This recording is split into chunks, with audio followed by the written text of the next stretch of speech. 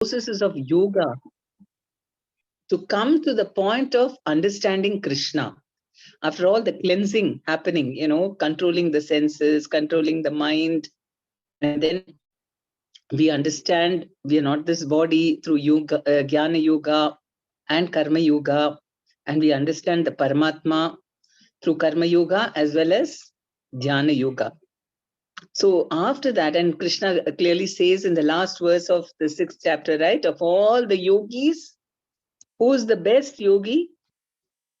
One who's always thinking of me within himself, and he is who's always abides in me, is always thinking of me, rendering devotional service unto me, and intimately united with me. He is the best of all.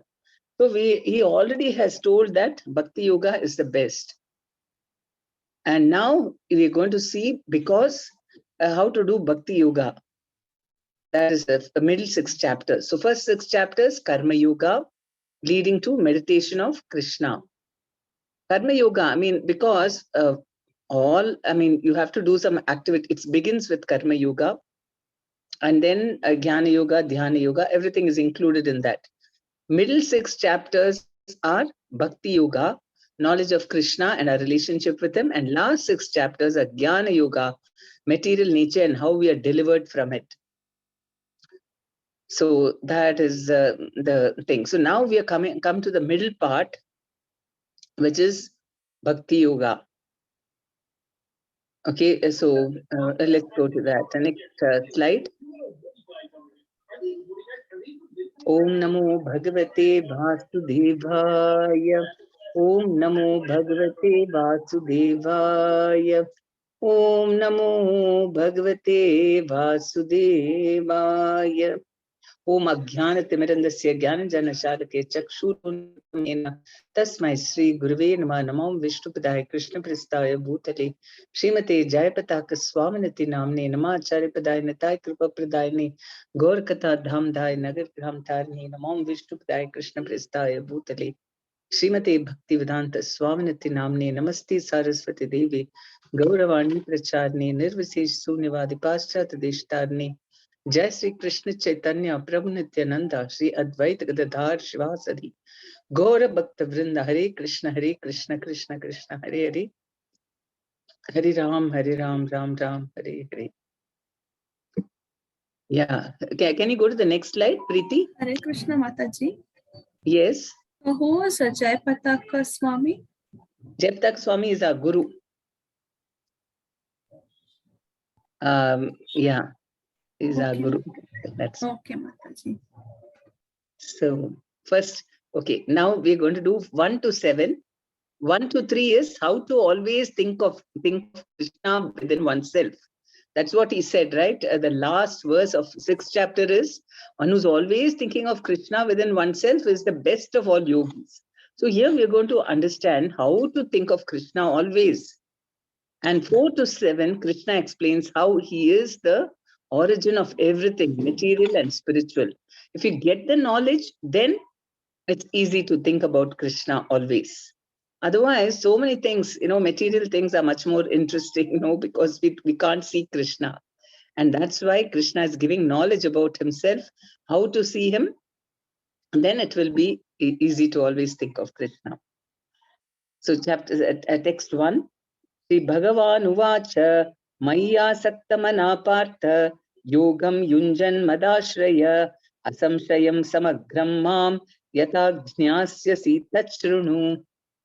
The Supreme Personality of Godhead said, now hear, O son of Pratap, how by practicing yoga in full consciousness of me, attached to me, you can know me in full, free from doubt.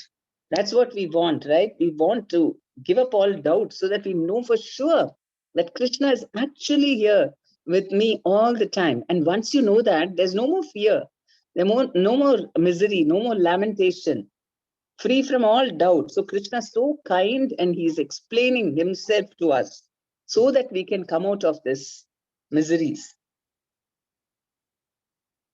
In the 7th chapter of Bhagavad Gita, the nature of Krishna consciousness is fully described. Krishna is full in all opulences, and how he manifests such opulences is described herein. Also, 4 kinds of fortunate people who become attached to Krishna and 4 kinds of unfortunate people who never take to Krishna are described in this chapter. So in the material world, we are always enamored by opulence, right? We get attracted. And so Krishna is showing his opulence. Then we will be attracted by him.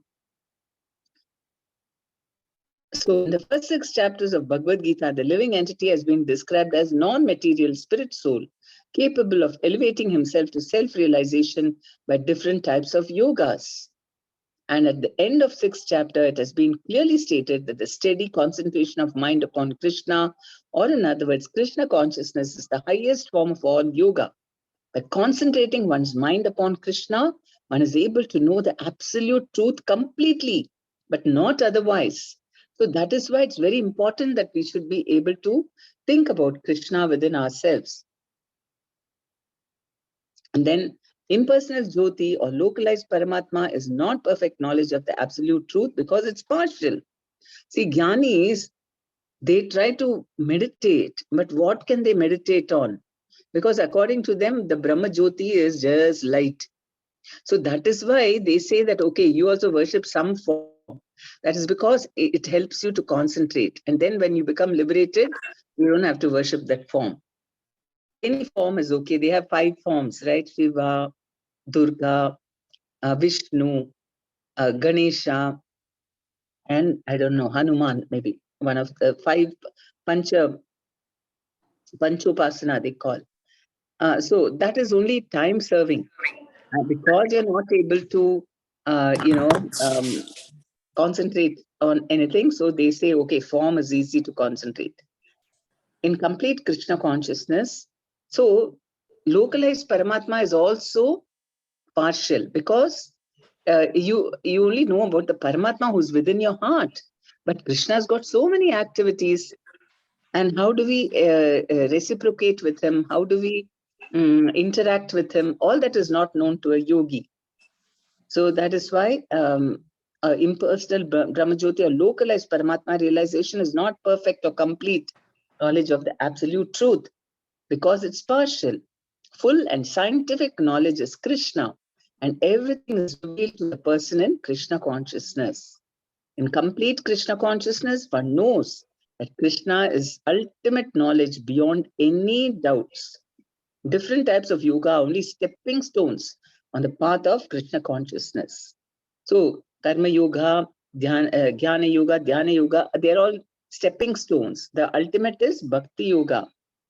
By practice of Krishna consciousness yoga, one can know everything in full, namely the absolute truth, the living entities, material nature, and their manifestations with paraphernalia. Everything, whatever complete knowledge we get by doing bhakti.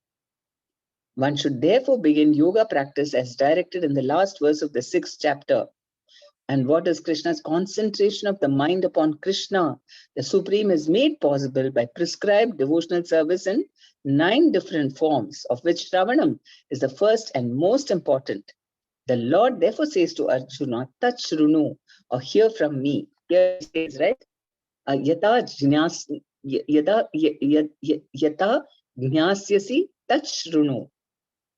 You can know me in full, free from, no, he says, now hear, O son of Pritha, yata jnasyasi, you can know that, shrunu, try to hear. So because Shravanam is the most important and Krishna is saying, hear about me, and that can facilitate our meditation on Krishna. No one can be a greater authority than Krishna, and therefore by hearing from him, one receives the greatest opportunity to become a perfectly Krishna conscious person. One is therefore to learn from Krishna directly or from a pure devotee of Krishna and not from a non-devotee upstart puffed up with academic education. So that we should be very careful because they'll make it very dry. Even if they're talking about Bhagavad Gita, the Bhagavad Gita is very interesting because it is a person. Krishna himself is speaking. And, because with persons, what happens? We always like personal contact, isn't it? Why? Otherwise, it becomes too impersonal and mechanical. We like to meet with people because we are basically souls and the soul wants interaction, love. And so so a devotee of Krishna, he knows Krishna as the person because he wants to know Krishna as a person. He loves him. So Krishna reveals himself to him. In the Srimad Bhagavatam, this process of understanding Krishna, the Supreme Personality of Godhead, is described in the second chapter of the first canto as follows. Shrinvatam Swakatha Krishna Punya Shravana Kirtana Hridi Antasto hi Abhadrani Vidunoti Suhritsatam. Okay, the full sloka is there. Nashtaprayeshu abhadreshu nityam bhagavata sevaya bhagavati uttama shloke bhaktir bhavati naistiki tadharajastamo bhava kamalobhadayashe chetayetairanabhiddham sitam sattve prasidhati evam prasanna manaso Bhagavad Bhakti Yogata Bhagavat Tattva Vijnanam Mukta Sangasya Jayate Vidyate Hridaya Grantis Chidyante Sarvasam Samshayam Kshiyante Chasya Karmani Drishta Evatmani Ishware. So this is a full set of verses from the Srimad Bhagavatam. What it says is, to hear about Krishna from Vedic literatures or to hear from him directly through the Bhagavad Gita is itself righteous activity. Just by hearing Bhagavad Gita only, it is so much, it gives us so much pious credit, so much spiritual credit. It's a righteous, it is dharma. And for one who hears about Krishna, Lord Krishna, who's dwelling in everyone's heart, acts as a best wishing friend and purifies the devotee who constantly engages in hearing of him. In this way, a devotee naturally develops his dormant transcendental knowledge. As he hears more about Krishna from the Bhagavatam and from the devotees, he becomes fixed in the devotional service of the Lord. By development of devotional service, one becomes freed from the modes of passion and ignorance, and thus material lust and avarice are diminished. When these impurities are wiped away, the candidate remains steady in his position of pure goodness, becomes enlivened by devotional service, and understands the science of God perfectly. Thus, Bhakti Yoga severs the hard knot of material affection and enables one to come at once to the stage of Asamshayam Samagramam, understanding of the absolute truth, personality of Godhead. This is what these verses meant. So just hearing about the Lord from Bhagavad Gita or Bhagavatam is the highest possible activity. And by hearing, if we hear about Krishna, then what happens? Krishna is within. We are taking Krishna inside, but and Krishna is so happy that we are hearing about him, and inside, because he's our best well-wishing friend and he's purity personified. So as he enters our heart, he cleanses, all dirt goes away, purifies the devotee who constantly engages in hearing of him. In this way, a devotee naturally develops his dormant transcendental knowledge. So already it is there in us, this knowledge about Krishna. It is just covered like a diamond, suppose it's covered with lot of dirt. You can't see the diamond. But it's not that we have to make it into a diamond or something. A diamond is already there. It's a diamond. It's just covered. And by the process, whatever, we've just washed it first of all nicely. So that washing process only is hearing about Krishna. Then we can become fixed in devotional service of the Lord. When we get purified, what happens? Automatically, we feel a love towards Krishna. We want to serve him.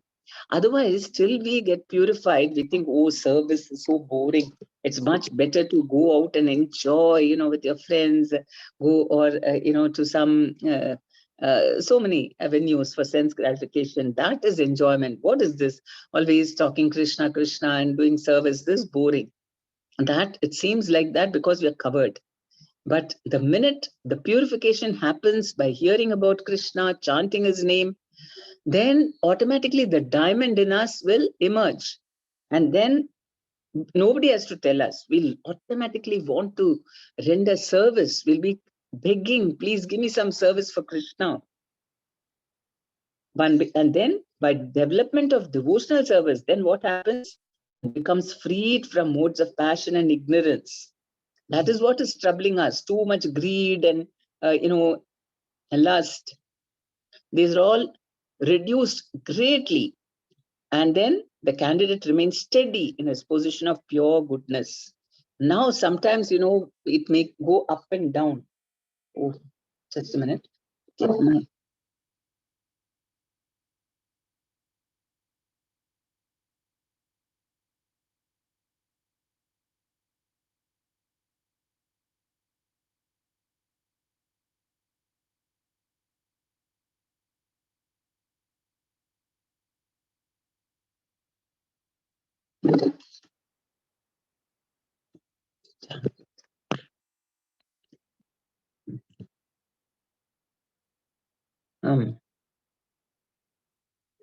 Then we can be established in pure goodness.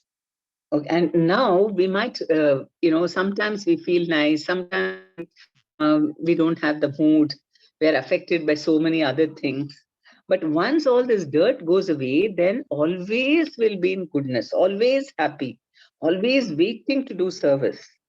That's Bhakti Yoga, severs the hard knot of material affection and enables one to come at once to the stage of Asamshayam Samagram and understanding of the Supreme Absolute Personality of Godhead. And in this state, even when you're in the midst of material things, you're doing a job or you're with your family, you're doing so many activities, but you'll never forget Krishna. So that is why chanting and hearing about Krishna is so important.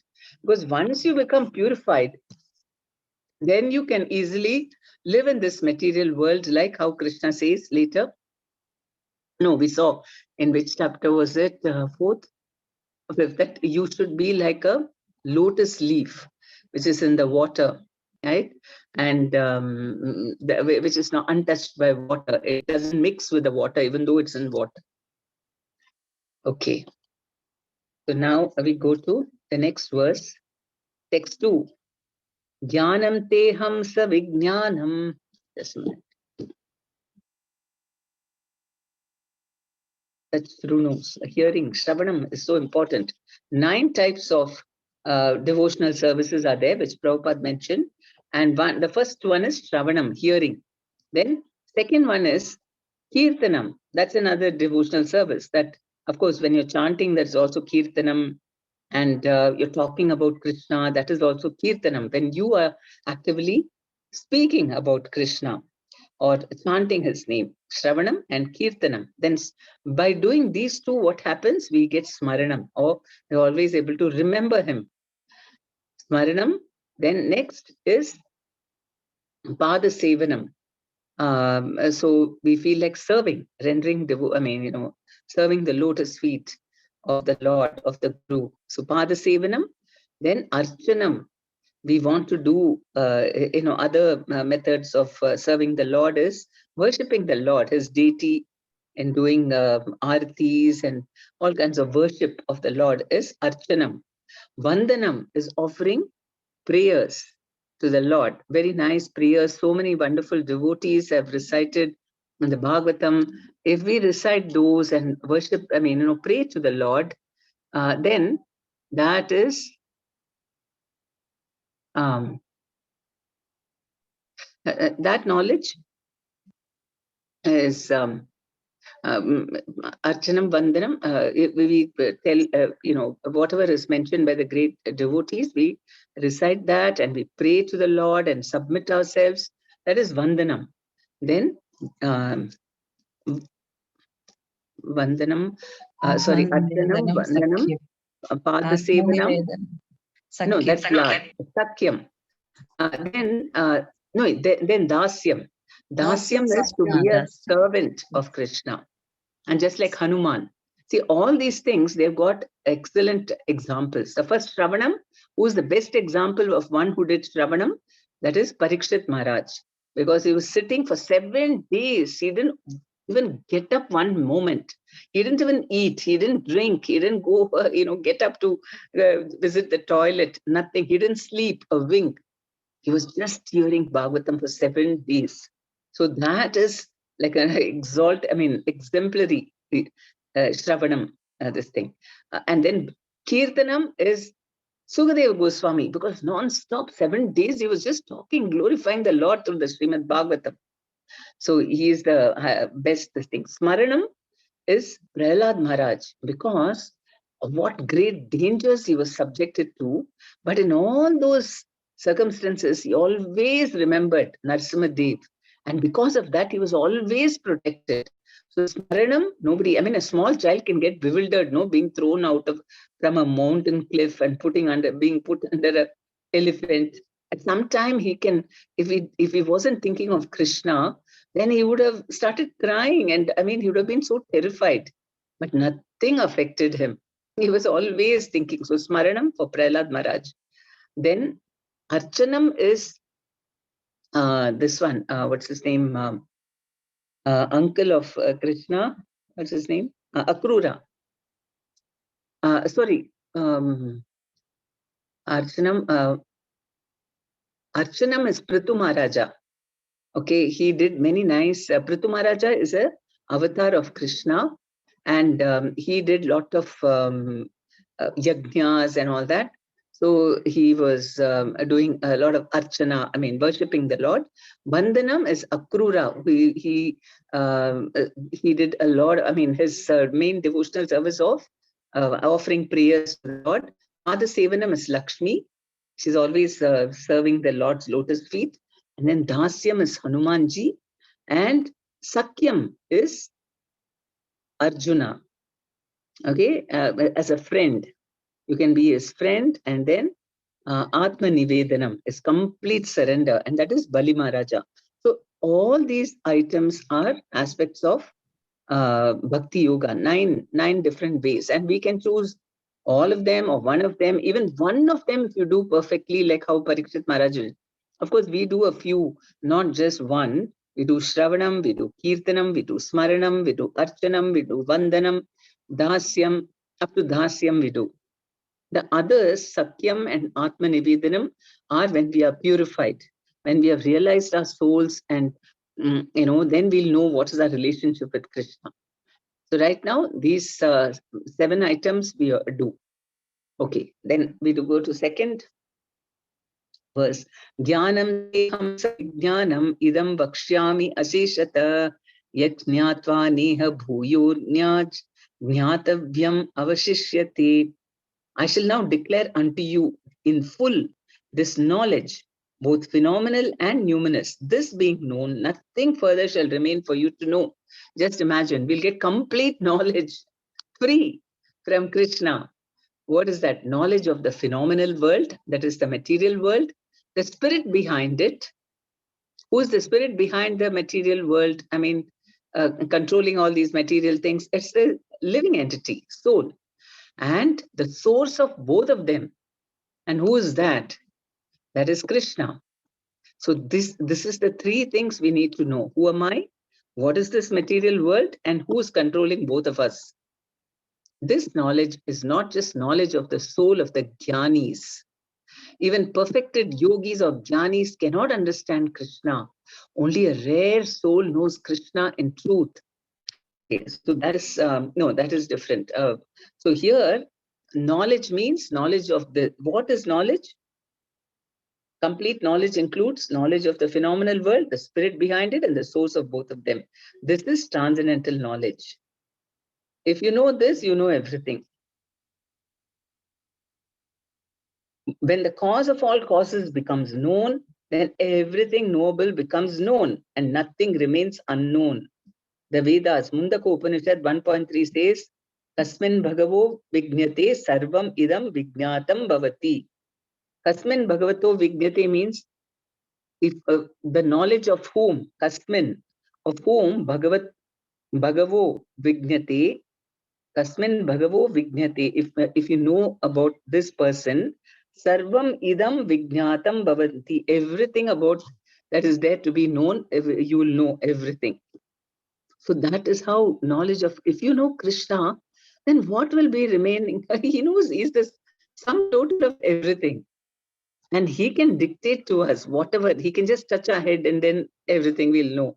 Everything, whatever we require to know, we will be in self-knowledge, full knowledge. So knowledge of Krishna is the topmost knowledge, because if you know Krishna, you know everything.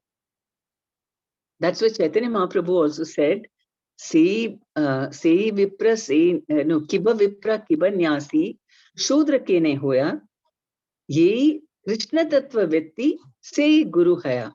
So who's a true guru? He can be a vipra, a brahmana, or a sannyasi, shudra, or even can be a shudra. But what is the important thing? Jai Krishna, Krishna vetti, Jai Krishna tattva vetti.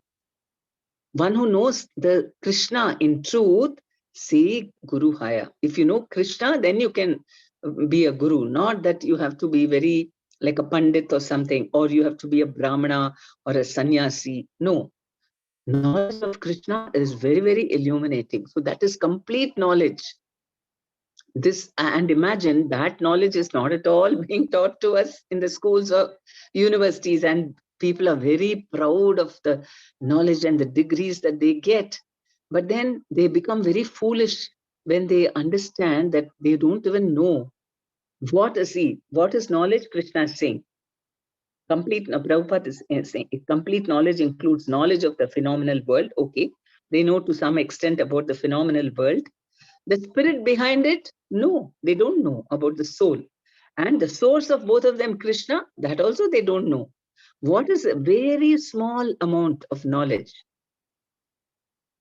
Okay, so then the 7.3 says, Manushyanam sahasreshu kaschid yatati siddhaye yatatam api siddhanam kaschin mam vetti tatvatah.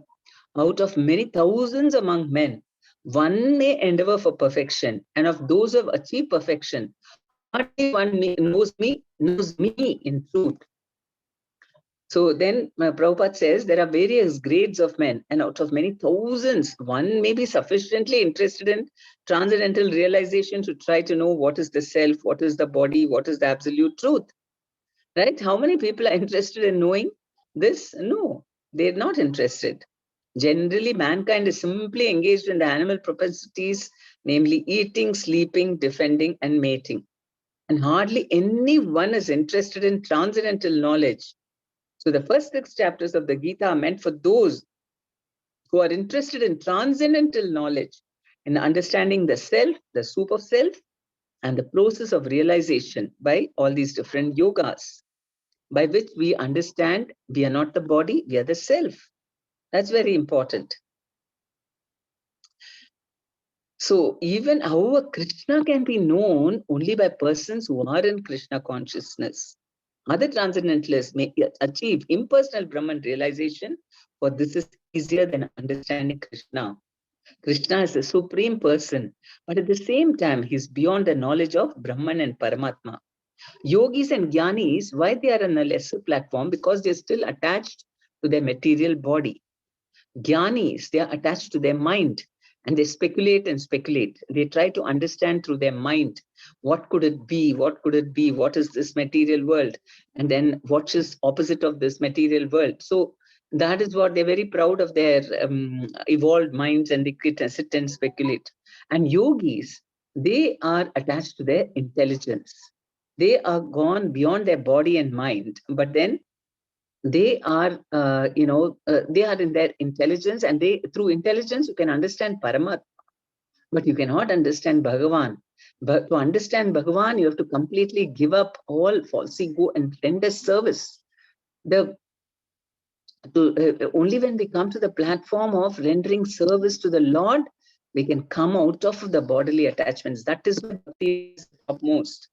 Whereas those who are doing the other these ones, they're all little bit attached to their bodies. Then, so the yogis and jnanis are confused in their attempts to understand Krishna.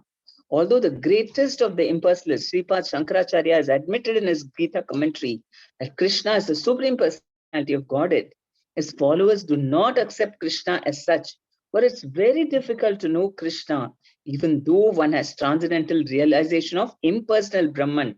So actually, Shankaracharya, no, he sang, isn't it, in the Gita Mahatmya, he said, Bhajagovindam, Bhajagovindam, Govindam, Bhajagovindam, Mudamate. Oh, foolish mind, worship Krishna, worship Krishna, worship Krishna. Actually, Shankaracharya was a great devotee of Krishna because he is actually Lord Shiva.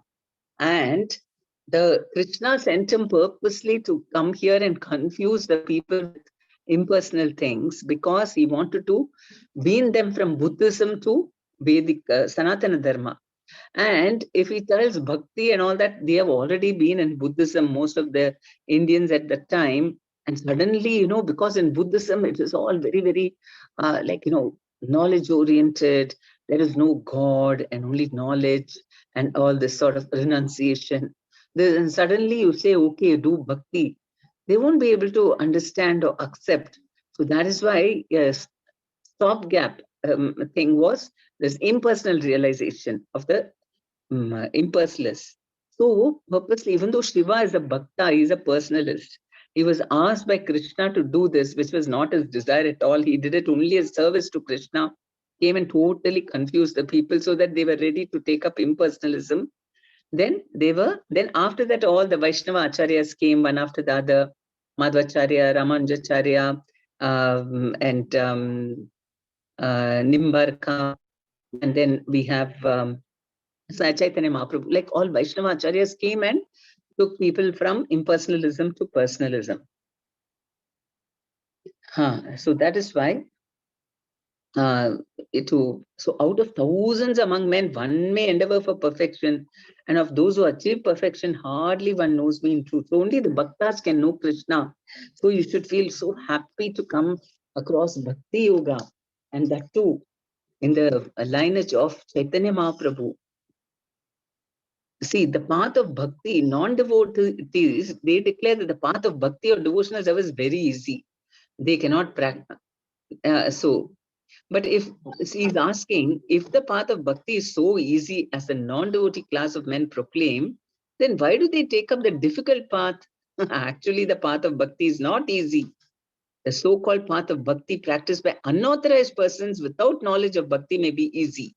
But when it is practiced factually, according to the rules and regulations, the speculative scholars and philosophers fall away from the path because it requires that you drop your false ego and pride before Krishna, before Guru, and accept whatever they are saying. Even though our minds may say, I know everything, why I should listen to that? I don't think this is correct. We have great faith in our mind. And that is why the jnanis and the yogis, they are independent. They don't surrender to anybody.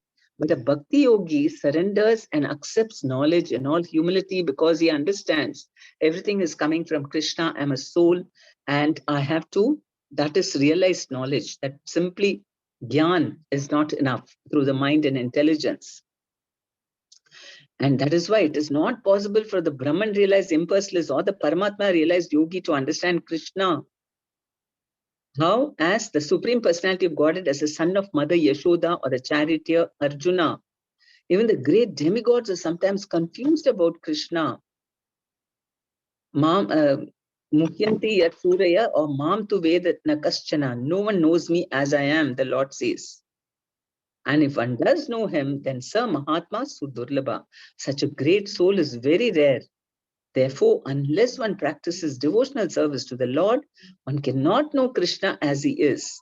Even though one is a great scholar or philosopher, only the pure devotees can know something of the inconceivable transcendental qualities in Krishna, in the cause of all causes, in his omnipotence and opulence, and in his wealth, fame, strength, beauty, knowledge, and renunciation, because Krishna is very benevolently inclined to his devotees.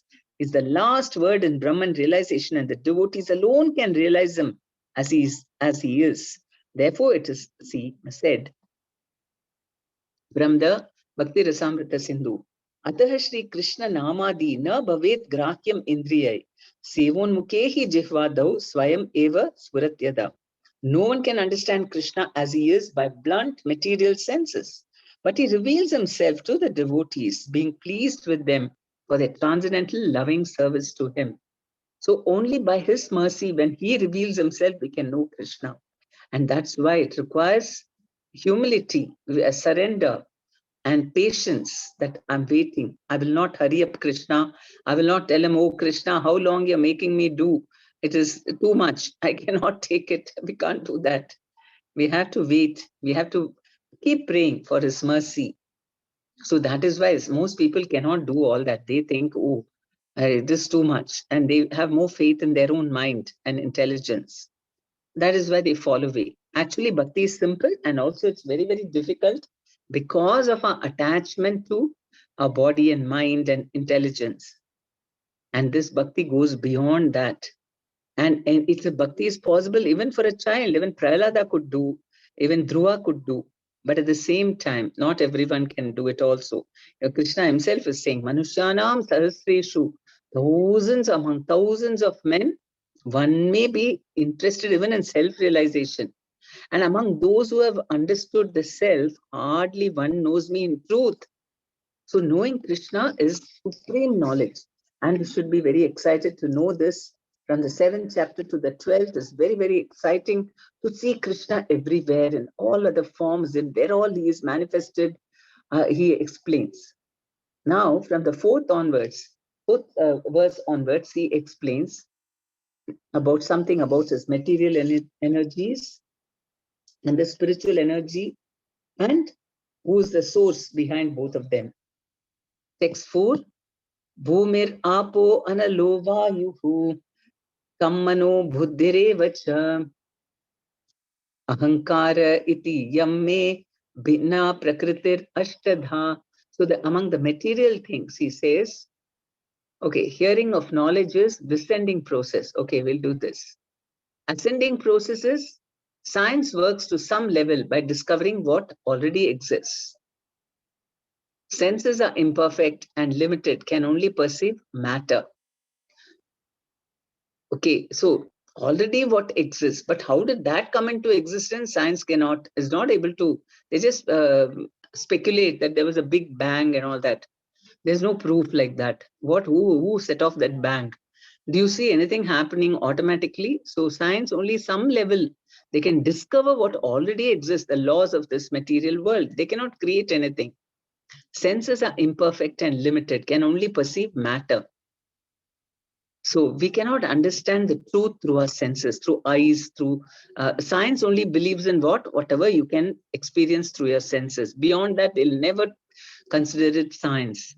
That's why science and religion seems to be opposed, because religion says senses are not the way to understand God.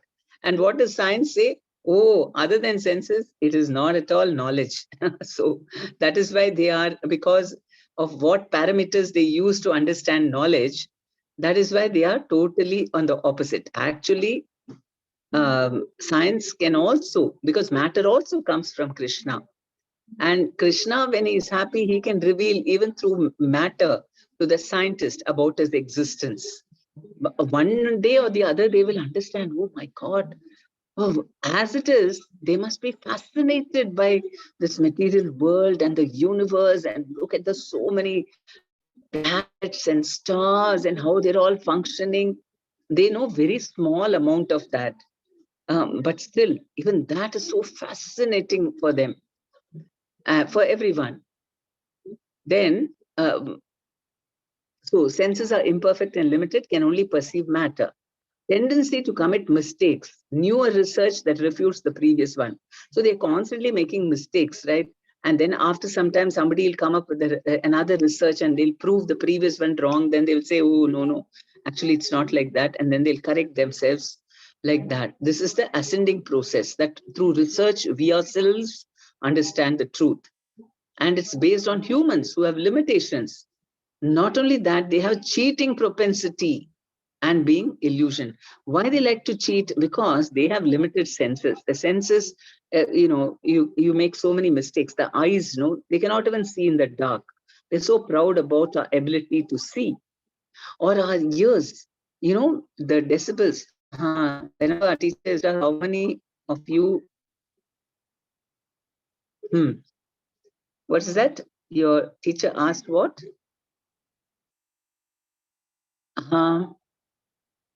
In school, I used to get very irritated whenever our teacher used to ask, how many of you It's have of you, questioned? Mataji. So typing How mistake. many? How many of you all? Have questioned the existence of God. I didn't raise my hand, but unfortunately, many other students did. Yeah, that is what. Even Vajra, great grandson of Lord Krishna, he learnt it from Uttara. Yes. This is about knowledge of Krishna when you were talking about that, Mataji. What? When you were talking like who all got knowledge of Krishna, you're giving examples of a few devotees such as Prahlad Maharaj. And also, I was just thinking Vajra also, right? Yeah, there are so many who got it. But then the topmost, and because he was like ideal, that is why we quote Parikshit first. Cheating. So based on humans who have limitations, cheating propensity, because the scientists, they keep on cheating. It was very shocking, but so many things they hide. Two things I can straight away say is actually they want to prove Darwin's theory, that we all come from monkeys. Now, where is the proof that we came from monkeys? Why we are not coming from monkeys now? Why it stopped with Darwin? Sometime in the past, we came from monkeys, and now we are no longer coming from monkeys. How is that possible? And there is no proof at all. And so, in order to prove that, they hide all proofs which prove something else other than that. That means they have. How do they? They were saying that they discovered many skeletons of ape-like men. But at the same time, they were also civilized men. But they never found them. Why? Because Hindus, they always they don't bury their dead so much. There is some people who bury, but mostly everybody burns them. So the highly evolved souls, they didn't see, and they actually found such thing which is very, very ancient. According to their theory, in the beginning only monkeys were there, and from there slowly man evolved. But this, they found it predates history, and then they found a skeleton which was very, very evolved and all that from that time. So they hid that thing. They didn't tell everyone. So like this, they cheat. Or the fact that they say that in this universe, there's nobody else, only on the earth, we human beings are there. But they have cited UFOs, unidentified foreign objects, so many times in America and all that, but they hush it up. They don't breathe a word, because then it will go against their theory, that in this world, in the whole universe, nobody exists other than on the earth. So like this, they cheat us many times. And they are illusioned also, because they are not able to understand the truth. That's why we are imperfect. So consult perfect source for decision. And that is why, that is the deductive method. Lord and his incarnations are free from imperfections. Receive the knowledge from Parampara, from Krishna descending process. So we are following the descending process. We take from the perfect person. We don't have to keep on doing research. What a waste of time. And, anyway, we will not even come to the conclusive truth. Okay, next slide. So hearing of knowledge is the process. Okay. So this is what we started doing, but I think we'll do tomorrow. Krishna's material energies of Prakriti, 4 to 7. We'll do that tomorrow. So, okay. Any questions or comments?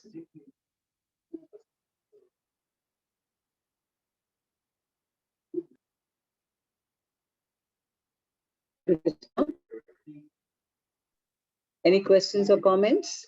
Okay. Utkarshini Mataji, can you ask the quiz?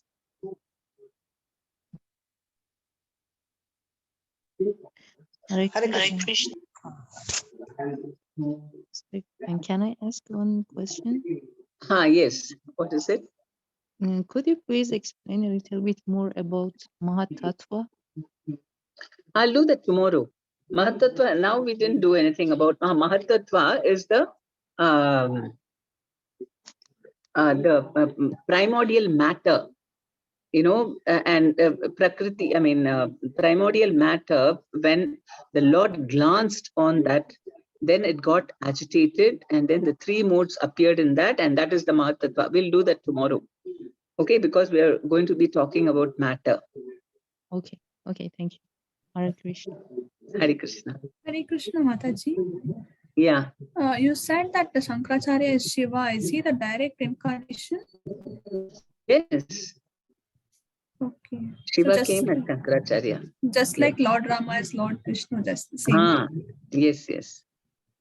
Hare Krishna, Mataji. Hare Krishna. Okay, Hare Krishna. Hare Krishna told devotees. Mataji did explain in the beginning about Bhagavad Gita, how the chapters have been,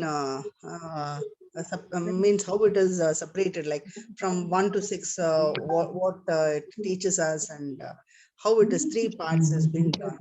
So can anyone tell me what are those? What do we learn in the first part, second part, and third part, and what are the chapter number?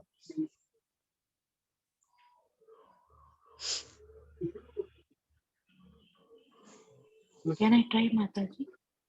Yes, Mataji. Hare Krishna. I'm not sure about the other things, Mataji. Like chapter 1 to 6, it's Karma Yoga.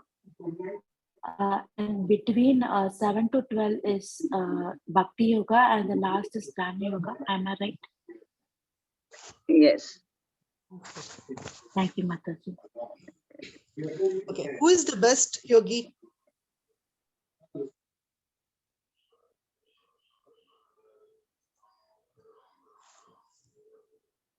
One who chants and glorifies Lord Krishna. Okay. And what is this? Krishna among all the yogis, right? Yes. He says, which yogi is the best? Bhakti Yogi. And why? Because he's always thinking of Krishna and giving the results to him, and he's always chanting his name and glorifying his name. Yeah, and also he's very intimately united with him. Oh, okay, Mataji. That is why he's the best. Hare Krishna. That's what Krishna says. Okay. Which method is the highest in activity, like in this Krishna conscious? Bhakti Yoga.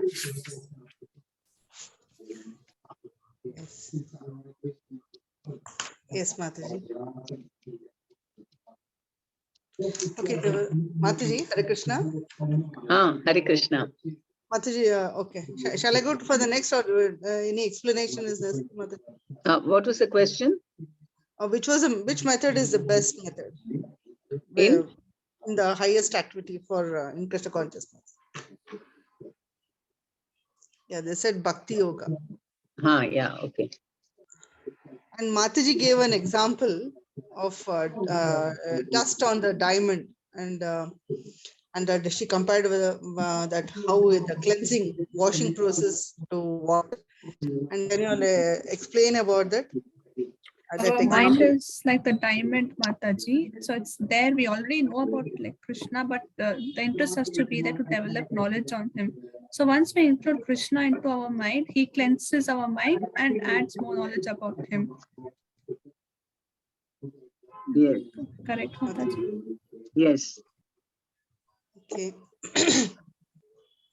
Can anyone mention about this Navavidha Bhakti, 9 types of Bhakti?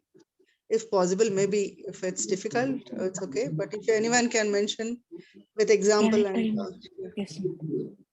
The first is Shravana Mataji. Example is Parikshit Maharaj. Second is Kirtanam. Example Shukadeva Goswami.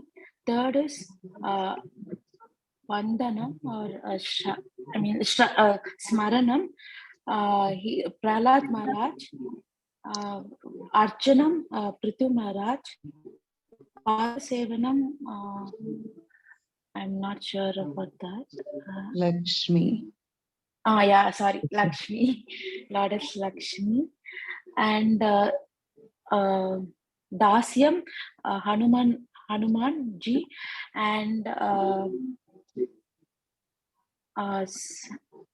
friendly thing like Sakyam is Arjuna, and Pada Sevanam is Bali Atmani Maharaj. Vedana. Atmani Vedanam is Bali Maharaj. Sorry, Oh, Mataji. very I good. just got confused. And Mataji, Hari is it Bol. okay, Mataji? Vandya Mataji. Very good. Okay. I took a note of it, Mataji. I think I got only 8. Can I repeat it? And can anybody tell me if one is missing? Yes, you didn't say Vandanam, right? No, Yes, she said, Mataji. She said, Vandanam. Shravanam, Kirtanam, Vandanam. She said. Vandanam, She say for Vandanam. Akrura, Shikarura. What is it? Okay. Okay. Okay. What is transcendental knowledge?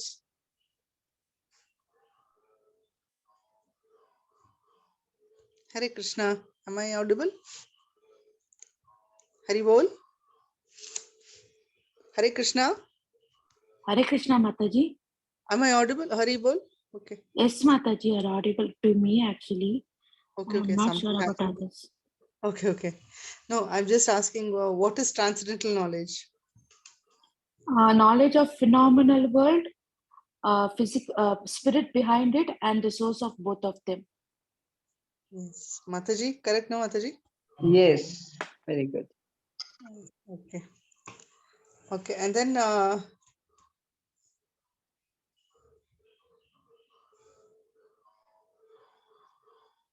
who can be a guru?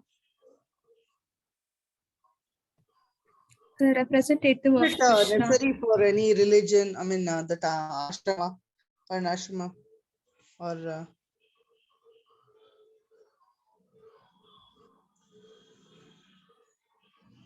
Hare Krishna. What's the qualification to be a guru? Guru, yes, Mataji. Does he need to be a sannyasi or a Shudra or a Brahmana? Is it The necessary? Guru has to love Krishna selflessly so that he can teach you also how to love Krishna. Yes, that's what Mataji One told. who knows Krishna in truth. He has to know him. Yes, and you can know only if you love him.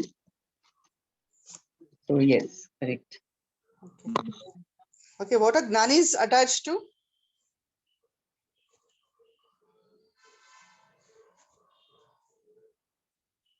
Gnanis, yogis, what are they attached to? And that's the Yogis reason they are not able to understand Krishna. Intelligence. Yes, And Hare it's Krishna. good mind. Hare Krishna. Yeah, Gnani is attached to mind And yoga is attached to the intelligence. Both of that is attachment, and they don't go in. They don't go in a right way in Krishna consciousness because they feel body and attached to the body. Okay. Mataji, is it okay, Mataji? Hare Krishna. Mataji, are you there? Yes. What did you say? What do jnanis? No, what are Gnanis attached to and what are yogis attached to? And you Gnanis, they are attached to mind and yogis are attached to intelligence. Yeah. You Okay. wanted to Although know they are the beyond realization of what they attached to. Okay. yeah, and although they are beyond the body and mind, still they cannot understand Krishna. No, Mataji?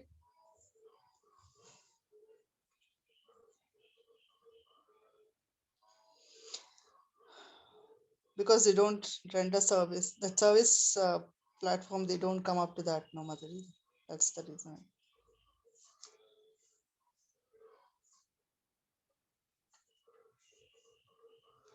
Okay, which are the four, this one, what do you say for that?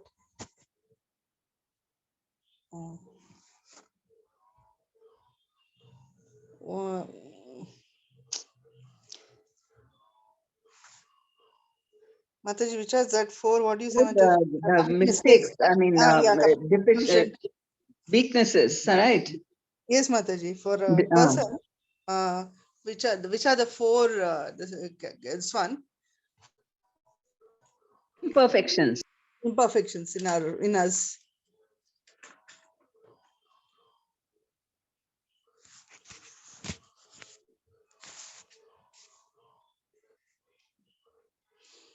First is commit mistakes. Second is illusion. Third is cheating propensity. And fourth is imperfect senses. Sorry, people all could understand my question. I'm so sorry. Hare Krishna. These are the 4 defects. Hari Bol. These are the 4 defects. One is cheating propensity, imperfect senses, illusion, and sure to commit mistakes. Hare Krishna. Can you all hear me? Yes, Mataji, you're audible, Mataji. Yes, Mataji. Okay. Okay, that's it, Mataji. Thank you very much. So shall we chant now? Yes, Mataji. Okay.